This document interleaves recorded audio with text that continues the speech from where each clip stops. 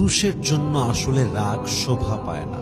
আমি নিজেকেও সেই কাতারে দোষী সাব্যস্ত করেই বলছি, পুরুষের জন্য অতিরিক্ত কিংবা খুব বেশি রাগ শোভা পায় না।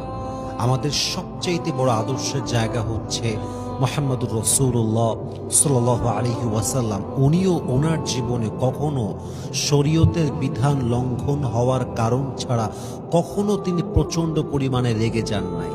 তার এন্টায়ার হিস্ট্রিতে তার পুরো বায়োগ্রাফি যদি আপনি স্ক্যান করেন, আপনি দেখতে পারবেন নবীজি আল্লাহর বিধান লঙ্ঘন হওয়া ছাড়া কখনো তিনি রাগ করেন নাই। যখন আল্লাহর বিধান লঙ্ঘন হতো তখন নবীজির চোখটা লাল হয়ে যেত, তিনি রেগে যেতেন।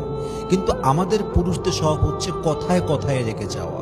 আমাদের অবস্থানটা হচ্ছে এখন কথায় কথায় গালি দেওয়া। এটা হচ্ছে আমাদের পুরুষদের বর্তমান অবস্থা হচ্ছে এরকম।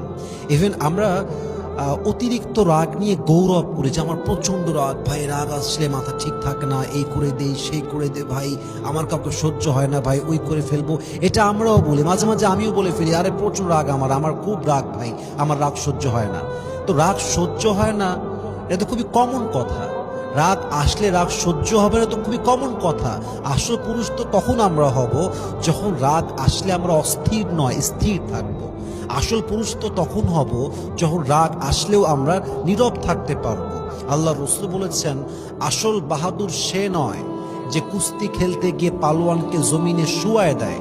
আসল পুরুষ তো সে যে রাগের মাথায় নিজের মাথাকে ঠান্ডা রাখতে পারে, রাগের সময় নিজের সেলফকে কন্ট্রোল করতে পারে, রাগের মাথায় নিজেকে স্থির রাখতে পারে, সে হচ্ছে আসল বাহাদুর।